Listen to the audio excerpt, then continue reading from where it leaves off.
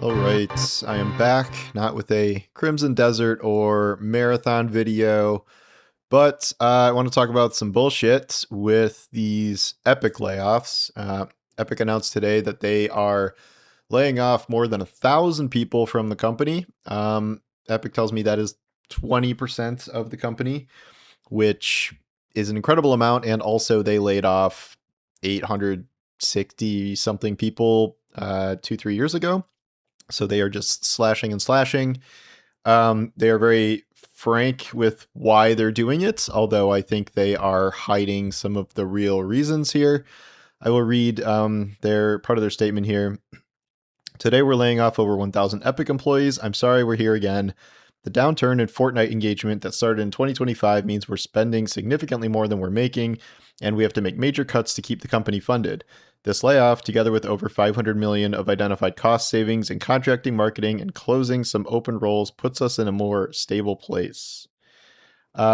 So my first thought was that this is Tim Sweeney, and Tim Sweeney is like speaking generally pretty positively about AI. He thought that Steam shouldn't label games made with AI and a bunch of other stuff.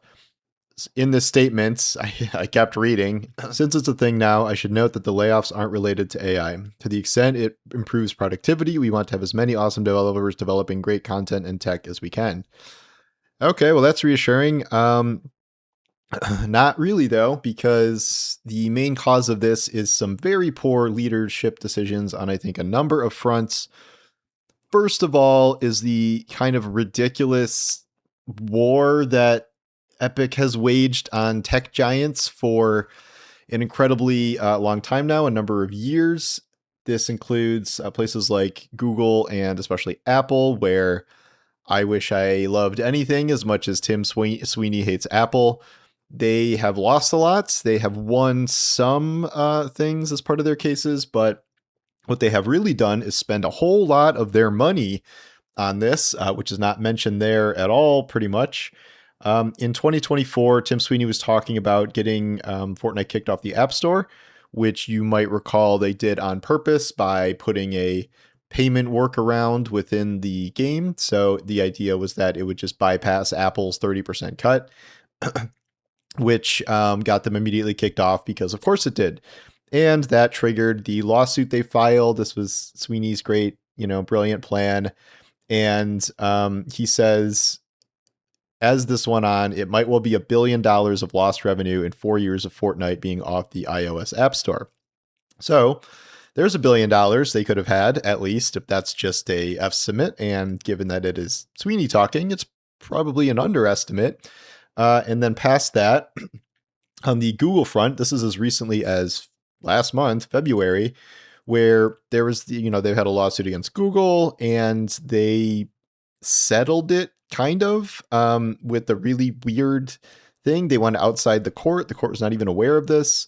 And so Epic Games CEO Tim Sweeney and Google are looking to settle the Google Play App Store antitrust lawsuit in a new partnership deal that sees the Fortnite maker pay Google $800 million. Sorry, the Fortnite maker is paying Google $800 million? That's not the other way around. Like, this whole thing is kind of nebulous, so we don't know the exact qualifications of what's going to be happening here, but we are already approaching $2 billion. This is just these two things. We are not counting legal fees for any of this, which are hundreds of millions of dollars in and of themselves. So all of this stuff that is being mentioned about, oh, we can't pay our bills, we're spending more than we're making.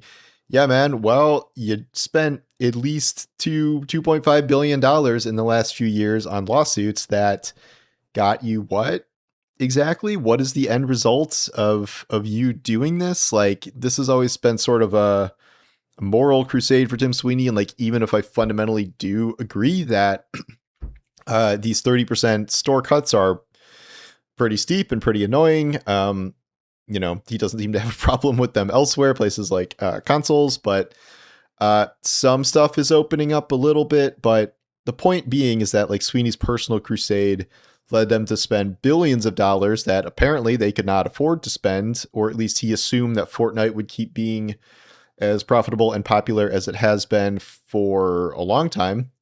The complicating factor here is that Fortnite is dropping quickly. It is not as popular as it was before. There is a new report that says Fortnite has dropped 29% year over year, and the battle royale genre in general has dropped 27% year over year, which comes at the cost of a bunch of sandbox type games like Roblox and Minecraft and all these other games, increasing by large amounts. It was like 40% or something. And this is one of the problems where Fortnite has just failed to evolve in really meaningful ways over like the last decade or whatever it's been. They had this grand idea of the metaverse, and you know, I said previously that out of everything, Fortnite was the closest we were getting to the metaverse between these kind of like in-game big events and like big concerts and like all these IPs coming together. And, that seemed like the path forward, whereas like Meta's stupid VR horrifying, Horizon World, which was just shut down, was the opposite of what I thought the metaverse would be, because the metaverse is not about virtual reality. It is about these shared spaces. Epic really never ran with this. Hi, Evie. The crux of the game this whole time has just been increasingly modified versions of Battle Royale. Everyone drops in, shoot guns. You got, Batman and Spider-Man and I every character under the sun. This season is Bugs Bunny. We have Bugs Bunny coming. And that's kind of just what it is. There is Fortnite creative mode where, they have a lot of creators to make their own maps. So there's some creativity there, but they exist as all these like very, very siloed islands. And the quality of those is up for debate, given that the Steal the Brain Rot game is making, millions of dollars. And, this is their biggest success story in the space right now. And they've tried all these other sub games like Fortnite Festival and Lego stuff and racing stuff. And it's like, this is their version of the metaverse, but it's not really one that has functioned at all. They have taken all this potential of being the game, the IP, to make this kind of like big shared, all encompassing, hangout party, whatever world. And it's just been so stagnant. They have not done anything to evolve it in what I would think is a meaningful capacity. Just making collab after collab after collab, and like, I don't know, you're starting to scrape the bottom of the barrel with some of these. And you just don't have any coherent plan for those, other than most of the time they're just shooting each other with Uzis.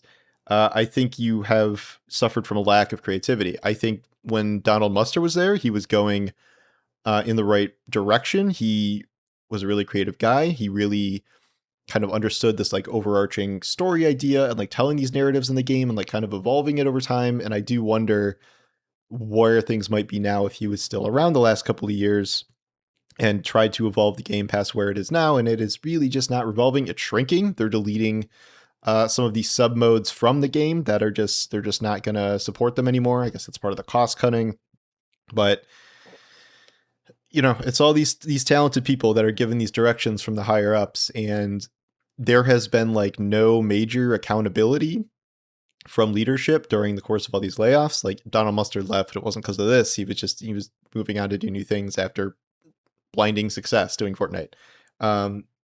Sweeney himself faces like very little accountability other than being yelled at on Twitter a lot, and he's always, I don't know, debating AI and dunking on Apple, and like that's pretty much all he does. I don't really hold a lot of hope for Fortnite doing some giant turnaround here. If this is where they are, they've cut 20% of the company. Like now how much have they cut total? Like 30, 35%, a third of the company in the last few years. And they have still shown no real direction in terms of when they want to go next. This whole statement ends like, oh, we're going to be doing new crazy things. Like, okay, fine. Like I'll believe it when I see it, but all they're really doing are adding these pretty niche sub modes, like letting creators just make random stuff for them, and then just doing very kind of samey seasons of the battle royales, just mixing up the map, POIs, putting Bugs Bunny in, all this stuff, and that's just has not really moved things forward.